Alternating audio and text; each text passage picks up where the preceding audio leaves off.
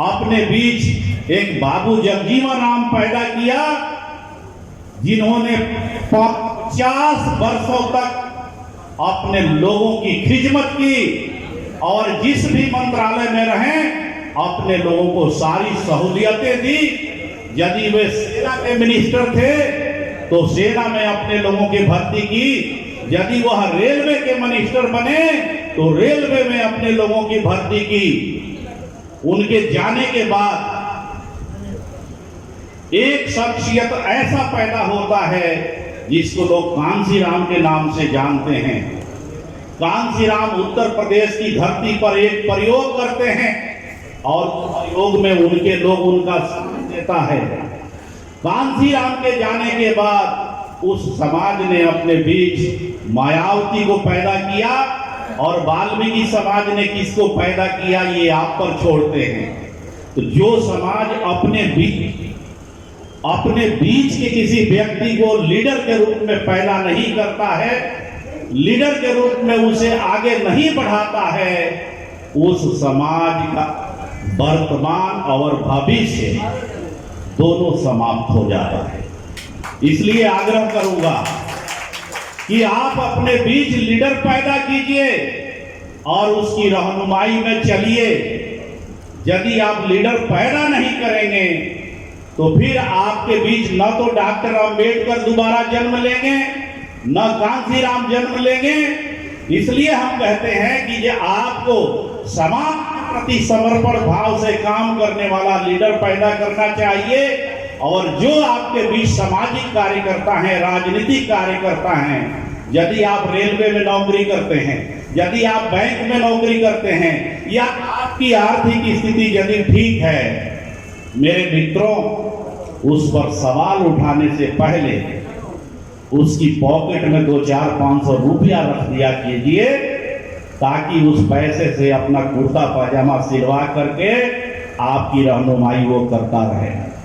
हमारे लोगों की आदत है अपने बीच के लोगों को मदद कम करते हैं, आलोचना ज्यादा करते हैं। हमारे लोगों की आदत है कि किसी भी शहर में, देश के किसी भी शहर में सामाजिक रूप से उस समाज के लोगों को एकत्रित करने के लिए यदि कोई आयोजन होता है तो जो सामाजिक कार्यकर्ता अपने लोगों को बुलाने जाते हैं तो वे लोग सबसे पहला ये सवाल करते हैं कि हम क्यों जाएं, क्या हमारा आज का वो तनख्वाह मिल जाएगा, क्या मुझे खाने को मिल जाएगा। मित्रों, मैं बिहार से आता हूं। बिहार में जाति जनगणना हुई है और जाति जनगणना में वाल्मीकि समाज की आबादी बहुत नगण्य दिखाई गई है। जानते हैं क्यों? जात छिपाने की बीमारी है।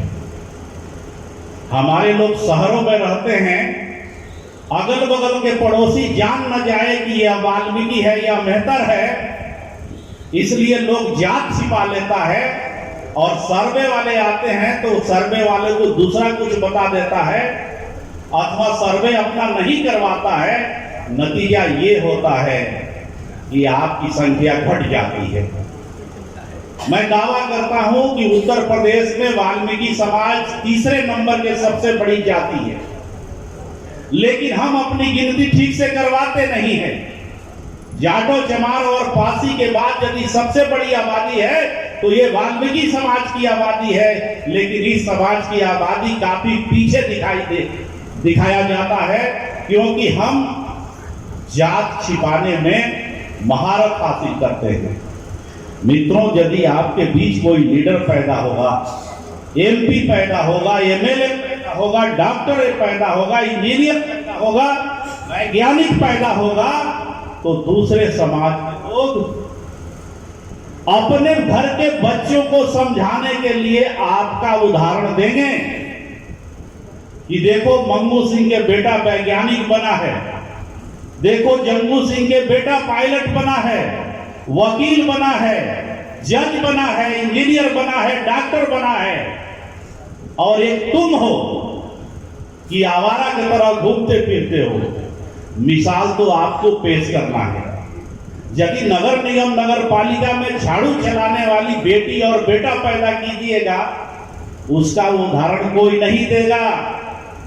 मित्रों, आप जान लीजिए, हमारे लोग बीडीओ ऑफिस को साफ करते हैं, हमारे लोग कलेक्टर ऑफिस को साफ करते हैं, हमारे लोग सीएम ऑफिस को साफ करते हैं, हमारे लोग पीएम ऑफिस को साफ करते हैं, लेकिन इन कार्यालयों को साफ करने के लिए वो कब जाते हैं? तो सुबह वो उठते हैं 6 बजे से 10 बजे के बीच में साफ सफाई करके वापस घर चले जाते हैं।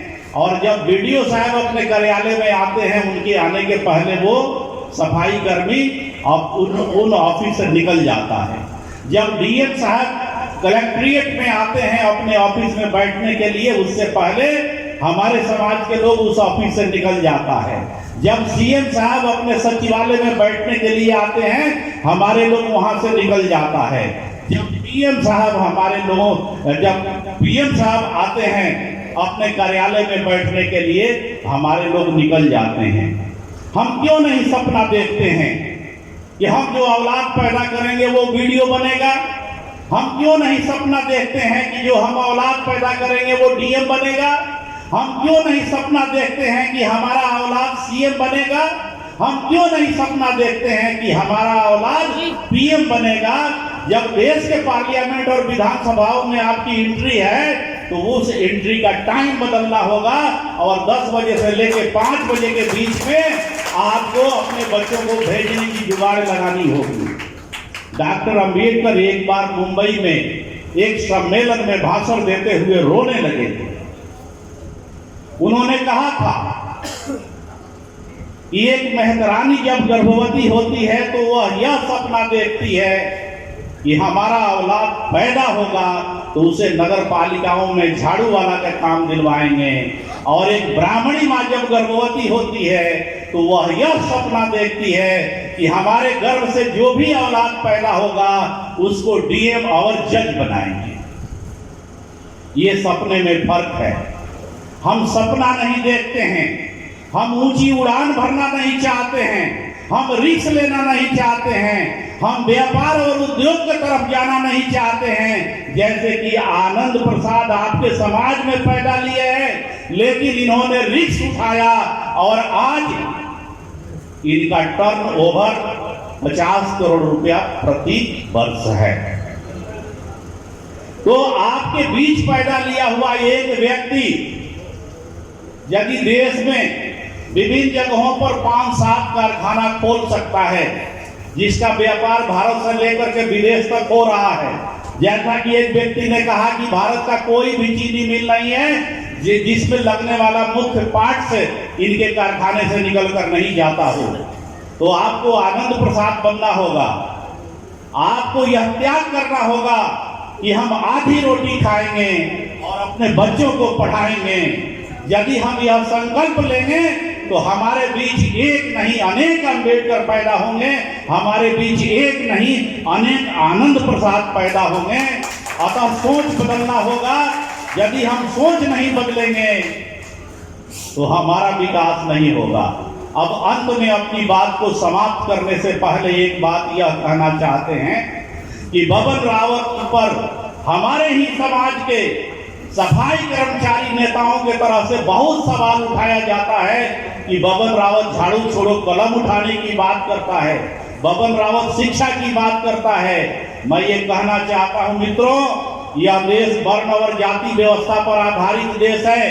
इस देश में गंदा काम करने वाले लोगों को देखकर लोग थूकते हैं। इस देश में गंदा काम करने वाले लोगों को सम्मान नहीं मिलता है, लेकिन गंदा काम करने वाला व्यक्ति यदि अपने बेटे को पढ़ाकर कलेक्टर साहब के ऑफिस में, कमिश्नर साहब के ऑफिस में यदि बाबू बना देता है तो उसको ये नहीं देखा जाता है कि ये वाल्मीकि समाज का आदमी है। उसकी कुर्सी और टेबल को देखा जाता है, उसकी कलम को देखा जाता है, और न चाहते हुए भी दूसरे समाज के लोग उस वाल्मीकि समाज में पैदा लिया हुआ बाबू को आकर झुककर सलाम करते हैं। हम चाहते हैं कि इस दुनिया को, इस देश को हमारे लोगों ने बहुत सलाम ठोका, अब हमारे लोगों को दूसरे लोग सलाम ठोकें। लेकिन कब सलाम ठोकेंगे? जब आप पढ़ लिख कर आगे बढ़ जाएंगे तब सलाम ठोकेंगे। बाबा साहब अम्बेडकर स्कूल के अंदर नहीं, स्कूल के बाहर रहकर पढ़ाई की है, लेकिन बाबा साहब अम्बेडकर जब प्रोफेसर बने तो बाबा साहब अम्बेडकर के लेक्चर को सुनने के लिए स्कूल के अंदर विद्यार्थी तो रहते ही थे, स्कूल के बाहर भी विद्यार्थी आकर जम जाते थे। तो आपको बाबा साहब पैदा करना होगा। आप यदि अपने बीच बाबा साहब पैदा नहीं करेंगे तो आपका कल्याण करने के लिए कोई भी दूसरा व्यक्ति नहीं आएगा। बाबा साहब अम्बेडकर के विचारों को आप पढ़िए, अपने जीवन में आत्मसात कीजिए। और बाबा साहब के विचार शेरनी के दूध है, और शेरनी के दूध को जो एक बार पिएगा वो जिंदगी भर सहारेगा। और हम ये कहना चाहेंगे कि बाबा साहब अम्बेडकर की जीवनी की किताब आप जरूर पढ़िए। उनका संघर्ष क्या है, उनका बलिदान क्या है, उनकी कुर्बानी क्या है, ये जरूर देखिए। क्योंकि बबन रावत की सोच बाबा साहब अम्बेडकर की किताब को पढ़ने से ही बदला। जब हमारे पिताजी रेलवे में सैनिटरी डिपार्टमेंट में काम करते थे, और आज से लगभग 45-50 साल पहले हमारे पिताजी ने एक छोटी सी बाबा साहब की तस्वीर ला करके दी थी, और कहे थे कि देश के आईन जो व्यक्ति बनाया था यही है डॉक्टर अम्बेडकर, और हम ही लोगों के जात में डॉक्टर अम्बेडकर पैदा लिए थे। ये मेरे पिताजी का कहना था, और वह वाक्य मैं पकड़ लिया। और उस जमाने में बिहार में डॉक्टर अम्बेडकर की साहित्य नहीं मिलते थे। उस जमाने में मैं लखनऊ आया, शहादतगंज लखनऊ से मैं पुराने प्रिंटर मशीन से छपी हुई किताबों को ले गया और पढ़ा। और पढ़ने के बाद में हमने संकल्प लिया कि जिंदगी में कभी नौकरी नहीं करेंगे, होल टाइमर बनकर अपने लोगों को जगाएंगे, और जब तक अपने लोगों को जगा नहीं देंगे तब तक चैन से नहीं बैठेंगे। और पिछले 45 साल से यह काम कर रहे हैं। इन्हीं शब्दों के साथ हम अपनी वाणी को विराम देते हैं। आप लोगों ने धैर्य से